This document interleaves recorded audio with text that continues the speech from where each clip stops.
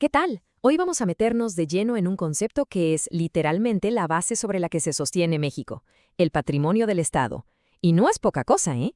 Hablamos de todo desde el fondo del mar hasta el cielo. Es, en pocas palabras, la riqueza material que le permite a la nación funcionar.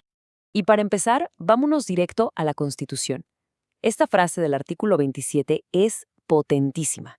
Nos dice que, en un principio, todo, absolutamente todo el territorio y lo que contiene, le pertenece a la nación. Esta es la idea central para empezar a dimensionar la escala de lo que el Estado tiene bajo su cargo. Ahora, para entender bien de qué va esto, hay que saber que no hay una sola definición. De hecho, para tener una idea completa, vamos a analizarlo desde dos ángulos muy diferentes propuestos por juristas importantes. Así el panorama queda mucho más claro. A ver, aquí están las dos visiones. A la izquierda, una que es súper amplia, casi poética. El patrimonio lo es todo, lo tangible, lo intangible, lo bueno y lo malo, como si fuera el patrimonio de una persona. Y a la derecha, una visión mucho más práctica, más funcional. El patrimonio son las herramientas, los recursos que el Estado necesita para poder cumplir con su chamba. Esta diferencia es fundamental para todo lo que vamos a ver. Primero, vamos a explorar esa visión grandiosa, la que de verdad te deja con la boca abierta. Esta perspectiva se enfoca en la escala monumental de todo lo que tiene la nación, justo como lo pinta la Constitución. Prepárense porque la magnitud es impresionante. Lo increíble del artículo 27 es que no se anda con rodeos. No solo habla de la tierra, se va a detalle. Minerales, piedras preciosas, el petróleo, claro, pero también la plataforma continental y, ojo, hasta el espacio aéreo sobre el país.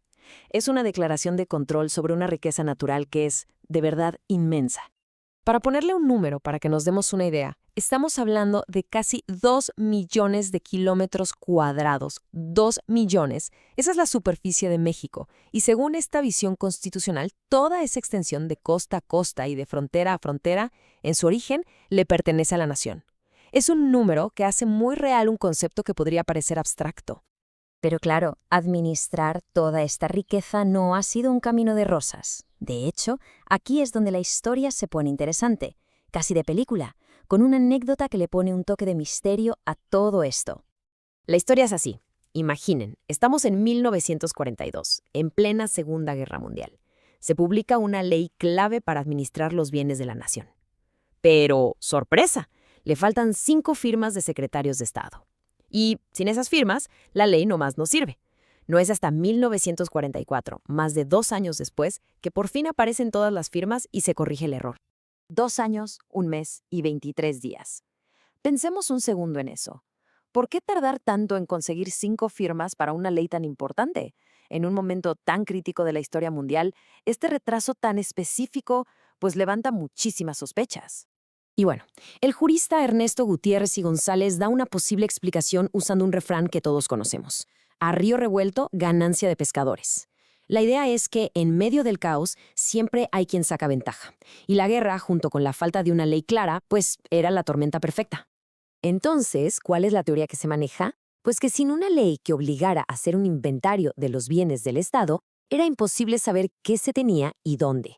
Se especula que con todo el caos de la guerra en Europa, obras de arte valiosísimas de las embajadas mexicanas se perdieron y convenientemente reaparecieron años después en colecciones privadas. Sin un catálogo oficial, era prácticamente imposible probar el robo y reclamarlas.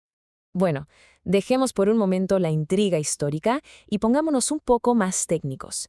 Vamos a adoptar ahora una perspectiva mucho más analítica, más legal, para ver cómo el derecho resuelve estos temas de una manera más precisa. Esta pregunta es el centro de la segunda visión. A ver, si decimos que la nación es dueña de todo, ¿cómo puede ser que al mismo tiempo una persona sea dueña de su terreno o que un municipio sea dueño de sus calles? La idea de propiedad como la conocemos empieza a ser cortocircuito. Pero para esta paradoja, el jurista Martínez Morales nos da una salida muy elegante. La diferencia es sutil, pero súper importante. En lugar de pensar en el territorio como una cosa que se posee, se le ve como el espacio donde las leyes del Estado tienen validez. Es decir, el territorio es el tablero de juego donde el Estado ejerce su soberanía, no una propiedad en el sentido tradicional. Y así, ¡pum!, se resuelve el conflicto de tener múltiples dueños sobre el mismo pedazo de tierra. Y además, la ley no trata todos los bienes del Estado por igual. Hace una distinción clave. Por un lado están los bienes de dominio público. Piensen en zonas arqueológicas, playas, etc. Esos están súper protegidos, son para el uso de todos y son casi intocables. Y por otro lado están los de dominio privado, que el Estado maneja con más flexibilidad, casi como si fuera una empresa que puede comprar y vender propiedades. Bueno, y entonces, ¿por qué importa conocer estas dos visiones? Porque para entender de verdad qué es el patrimonio del Estado, se necesitan las dos. Necesitamos la visión amplia para darnos una idea de la escala y la visión técnica para entender cómo funciona la administración en el día a día. Aquí el contraste queda clarísimo. Por un lado, la visión grandiosa de Gutiérrez nos dice el qué y el cuánto tiene la nación. Es la visión monumental. Y por otro, el marco legal de Martínez nos explica el cómo y el por qué se administra toda esa riqueza. Son al final del día las dos caras de la misma moneda. En resumen, el patrimonio del Estado no es solo una lista de recursos en una bodega. Es una idea constitucional de una riqueza inmensa y, al mismo tiempo, un sistema legal súper complejo diseñado para administrarla. Y es que de este patrimonio dependen los hospitales, las escuelas, las carreteras, en fin, todo lo que hace el Estado. Y cerramos con esta reflexión. Si este patrimonio tan enorme es la base sobre la que se construye el futuro del país, la pregunta que queda en el aire es, ¿cómo podemos asegurarnos de que se gestione de la mejor manera posible para las generaciones que vienen?